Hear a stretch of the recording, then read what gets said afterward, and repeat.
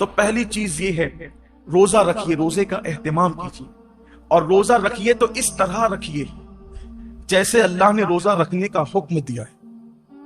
یہ دوسرا باب آپ کے سامنے پیش کرنے لگا۔ پہلے تو روزہ رکھیے، اب جو روزہ رکھتے ہیں ان کے لیے اس طرح رکھیے جیسے اللہ نے رکھنے کا حکم دیا۔ اب اللہ نے روزہ رکھنے کا حکم کیسے دیا؟ حدیث پاک میں آتا ہے کہ اللہ کے رسول صلی اللہ علیہ وآلہ وسلم فرماتے ہیں کہ بعض روزے دار ایسے ہوتے ہیں جن کو روزے میں بھوک اور پیاس کے سوا کچھ نصیب نہیں ہوتا، یعنی صرف وہ بھوکے اور پیاسے رہتے ہیں، بس ان کو کچھ ملنا نہیں ہے۔ وجہ اس لیے کہ انہوں نے جو حلال کھانا تھا، توجہ کرنا، جو حلال کھانا تھا، جیسے کھانا حلال ہے نا، پانی بھی حلال ہے، مغرب بعد تو کھا سکتے ہیں نا، وہ تو حلال ہی ہے، صبح صادق سے پہلے کھا سکتے ہیں، حلال ہی ہے، لیکن روزہ رکھنے کی نیت کرنے کی وجہ سے وہ حرام ہو گیا تو رک گئے کھانے پینے سے۔ لیکن جس کھانا جو حلال تھا روزے سے پہلے اور روزے کے بعد، وہ روزے کی حالت میں تو ہم رک گئے کھانے پینے سے، فریج بھری ہوئی ہے پھلوں سے، رک گئے ہیں، کچن بھرا ہوا ہے کھانے سے، رک گئے ہیں، مگر گالی تو ہمیشہ حرام ہے۔ کیا روزے میں لوگ گالی سے بھی رکے؟ پاپ کی نظر کسی عورت پہ اٹھانا یہ تو ہمیشہ حرام ہے۔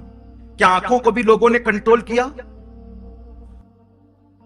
نماز ترک کرنا یہ ہمیشہ حرام ہے، نماز کو چھوڑ دینا یہ ہمیشہ حرام ہے۔ کیا لوگ روزے کی حالت میں نماز کے پابند ہوئے؟ بے شمار روزے دار ہیں جو نیند سے اٹھتے ہیں، بستر پہ سحری کھاتے ہیں، وہی سو جاتے ہیں۔ یہ کون سا روزہ ہے جس میں کوئی نماز ہی نہیں؟ یہ کون سا روزہ؟ روزے کے متعلق میرے آقا صلی اللہ علیہ وآلہ وسلم کے فرمان کا مفہوم ہے، روزہ وہ ہے صحیح معنی میں، کون سا روزہ؟ جو آنکھ کا بھی روزہ ہو، جو زبان کا بھی روزہ ہو، جو کان کا بھی روزہ ہو، جو ہاتھ کا بھی روزہ ہو، جو پیر کا بھی روزہ ہو۔ آنکھ کا روزہ یہ ہے کہ جن چیزوں کو اللہ نے حرام کر دیا روزے کی حالت میں انہیں نہ دیکھو۔ یہاں تو روزے میں لوگ گیم کھیلتے بیٹھے ہوئے، دیکھ لیجئے، ٹائم پاس کر رہے ہیں۔ کیوں بھائی گیم کھیلتے ہو، تسبیح کیوں نہیں پڑھ سکتے؟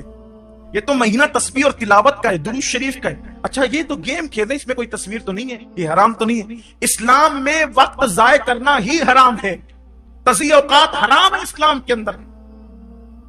گیم کھیلنا موبائل پر یہ حرام ہے۔ حالت روزہ میں یہ کون سا حرام کام لوگ لے کے بیٹھ گئے؟ بچے گیم کھیل رہے ہیں، جوان گیم کھیل رہے ہیں، عورتیں گیم کھیل رہی ہیں، لگے ہوئے سب موبائل پر۔ تو روزہ رکھا تو کیا معاذ اللہ ہم نے احسان کیا کہ آپ گیم کھیلنے بیٹھ گئے؟ یہ روزہ تو نہیں ہو سکتا۔ کچھ لوگ سیریل دیکھتے ہیں روزے کی حالت میں، بلکہ یہ روحانی تربیت کا مہینہ ہے کہ جب آنکھوں سے پاک نہیں ہوگا، کانوں سے ناجائز حرام چیزیں نہیں سنیں گے، ہاتھ سے کسی پہ ظلم نہیں کریں گے، زبان سے کسی کو گالی نہیں دیں گے، جھوٹ نہیں بولیں گے، غیبت نہیں کریں گے، پیر سے حرام جگہ چل کر نہیں جائیں گے، تو ایک مہینے کے اندر یہ روحانی تربیت ہوگی۔ تو جب رمضان شریف تو چلا جائے گا لیکن یہ نیک عادتیں انسان میں باقی رہ جائے گی، اس طریقے سے انسان کی زندگی بدل جائے گا۔ یہ مہینہ بدلنے کے لیے آتا ہے، یہ مہینہ انسان کو تبدیل کرنے کے لیے آتا ہے، یہ مہینہ انسان کی زندگی میں انقلاب برپا کرنے کے لیے آتا ہے۔ اب زبان جھوٹ بول ہی رہی ہے، کچھ لوگوں کا تو روزہ اس وقت تک مکمل ہی نہیں ہوتا جب تک وہ دو چار لوگوں سے جھگڑا نہ کریں۔ بڑا نازک ہوتا ہے کچھ لوگوں کا روزہ، یعنی ان کا دماغ چڑچڑا ہو جاتا ہے روزے کے اندر، اس سے لڑ، اس سے جھگڑ، اس کو گالی دے، اس سے یہ حالت ہوتی۔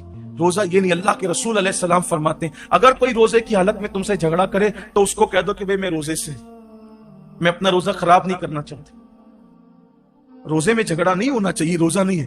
اب آپ کے سامنے بتاؤں، ایسا روزہ رکھو کہ کھانے پینے کے ساتھ آنکھ پہ بھی کنٹرول ہو، زبان پہ بھی کنٹرول ہو، ہاتھ پہ بھی کنٹرول ہو، پیر پہ بھی کنٹرول ہو، سوچ پر بھی کنٹرول ہو۔ اب ایسے روزے کا صلہ کیا ہے؟ تو اللہ خود فرماتا ہے روزہ میرے لیے ہے اور میں ہی اس کی جزا ہوں۔ یعنی ہر نیکی اور ہر نیک عمل کی جزا جنت ہو سکتی ہے، لیکن روزہ تنہا وہ عبادت ہے کہ آپ نے جس کا حق ادا کیا اس کا صلہ جنت کی، کیونکہ مالک جنت ہے۔